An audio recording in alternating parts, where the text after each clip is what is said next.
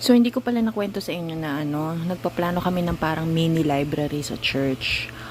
So, ang dami kong inuwing libro, wala na akong inuwing mga damit. Kasi puro libro to ni Paul Chappell, or sino pa ba itong mga to? Basta mostly Paul Chappell siya. Mga books na pwedeng basahin ng mga member or kahit sino. So, ang ginagawa ko ngayon is naglalagay ako ng mga sticker na nakalagay, please do not remove out of church premises. Ayan. So, mamaya, later dito sa video na ito, makikita nyo kung ano itsura nung ginawa namin na parang mini library. So, mga ano lang siya, siguro mga 3, 6, 9, 12, 9 or 12 na mga books. Yung ibang books andun sa sa kabila, sa church. So, yun, para meron silang reading materials habang nag-iintay ng mga practice or basta andun nag-iintay sa mga service na mag-start, kaya may magagawa sila, may mababasa. So yarn.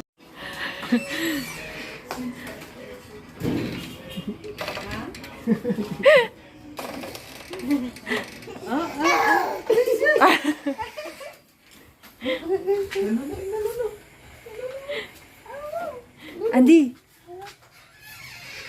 punta kay Lolo. Punta kay Lolo. Pakita mo yung glasses mo.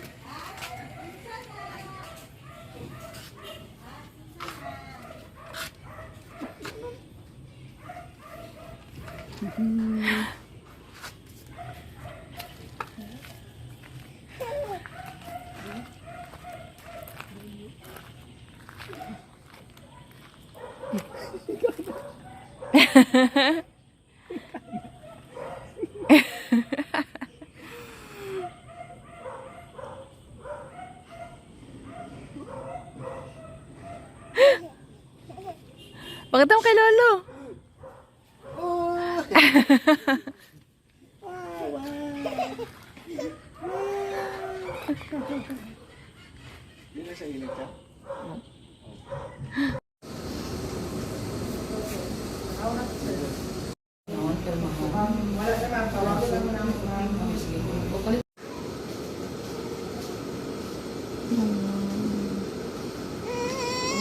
It's okay. It's okay.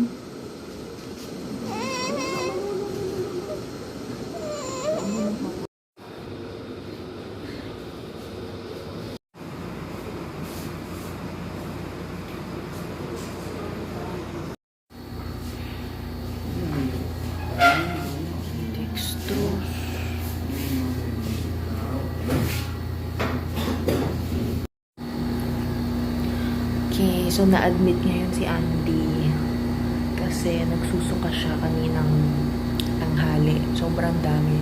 Tapos sa gabi din, sobrang dami. Lumabas na sa ilong niya yung suka.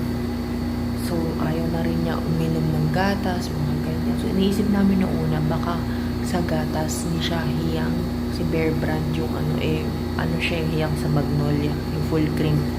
So, iniba muna namin yung gatas na sa Gain, si Milak Gain. So, ngayon na-admit siya. So, kanina, di ba emergency kami? Tapos, di iniisip ko, sa ER, di mabilis lang ito magkaroon ng, tawag ito, ng slot sa room, mga ganyan-ganyan. Ang tagal, 4 o'clock kami nakarating dito. Mga 5:30 pa kami parang talagang inasikaso ng dextrose, ganyan-ganyan. Kasi si ate girl, siya yung naglagay nung parang yung maglalagay ng dextrose yung paunang tusok. Hindi niya mahanap siguro yung ugat. So paulit-ulit siyang gano'n. Edi umiiyak na to si auntie. Tapos hindi niya mahanap. So pinagawa pa niya sa isa pang nurse. Yung lalaki pa yung nakapag nakapag dikit talaga ng dextrose. So iyak siya na iyak. So, andito kami tuloy ngayon. Nagpa-admit na kami. Sa private room kasi ito lang daw ang may slot sa room. So, umuwi lang sila job saglit para bumili. Para magkumuha ng mga gamit, mga ganyan. So, ako lang naiwan tsaka si Andy. bawal daw siya uminom ng tubig, ng gatas, ganyan. So, parang ito muna yung ano niya.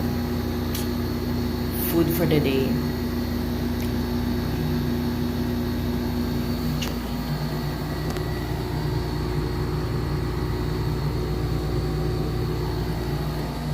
Wala pang tulog yan. Pag sumasakit yung tiyan, susuka siya. Okay, so may dinala silang food. Di ko alam kung para sa watcher ba to, para sa baby. Siguro naman, ano ka ba to? Pwede ba to kay auntie? Wow! Ang sarap naman. Sa watcher to. Hindi ko nasabaw si Andy. Mamaya. In fairness sa food nila, ang sarap. Tuna sinigang, parang gano'n. Mukbang Hospital Edition. So, meron siyang hard-boiled egg, tuna sinigang, tsaka spam ata. Try natin po. Tsaka tigas.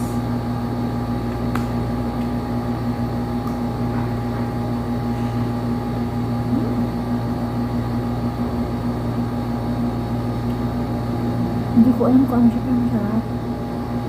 Hindi siya maling. Para siyang ham.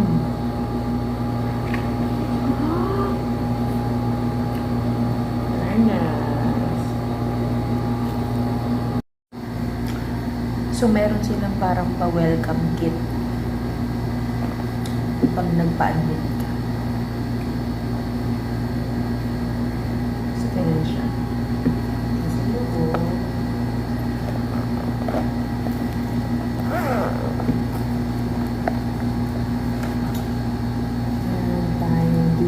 Thermometer. So, meron na pala siyang toothbrush tsaka toothpaste. Meron din tissue. Meron din alcohol.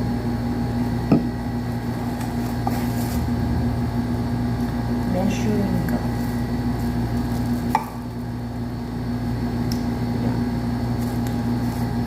Kanina, kinukuha yung details ni Andy.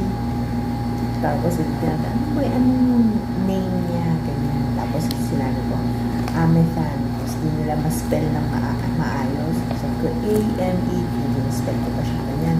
Dior. Tapos, yung Dior, nilagyan nila Dion, D-I-O-N.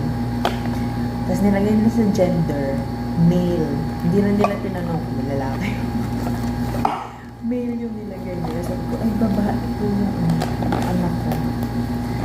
Babae ba? Sabi ko. Tapos kanina, tinitignan ko itong dextrose. Tingnan yung nilagay nila. Ay, kaso naka-mirror siguro ito. Ayan, nakalagay dyan. Barbaso Ethan. Nawala yung AM. Ethan na lang siya.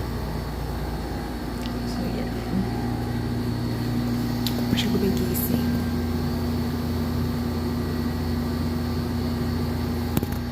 Wawa naman hindi.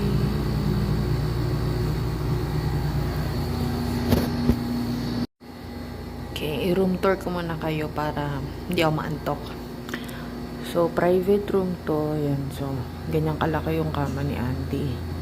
Walang provided na unan.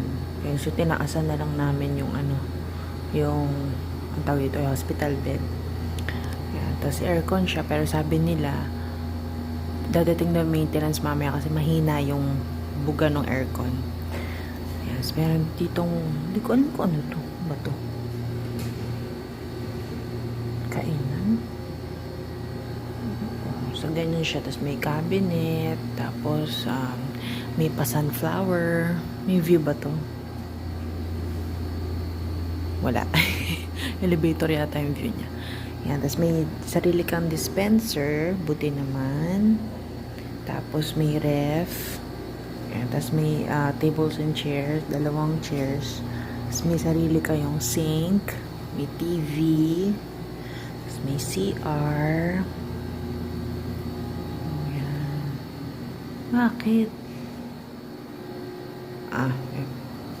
Yan. So, may shower. Yan. So, sabi sa amin, ang isang night yata dito, 1.8. 1.8 ang stay dito. Tapos, di ko alam kung kasama na dun yung meals. So, hiwalay pa siguro yan. Tapos, hiwalay din yung doctor's fees. Tapos, yung gamot niya and everything.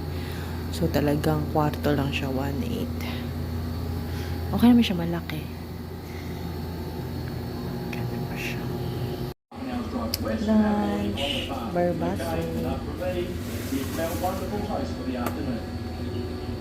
Welcome to Pascal Distillery, the home of House Grant and his gin. Here on our 150-acre family farm, we have Captain Agia and all that fruit. Kala talaga nila lalaki si Andy, oh. Barbosa. Sex male. Dinner. May pamakaroon sila. Ay, mali. Mali yung pangalan. Villa Pane. Pero tama yung room. Ha? Tama yung Ay, room. baka yung kanina. Yung kanina siguro. Tignan mo daw. Ay, sige naman po. May soup. Kung alam, siguro. Siguro mo.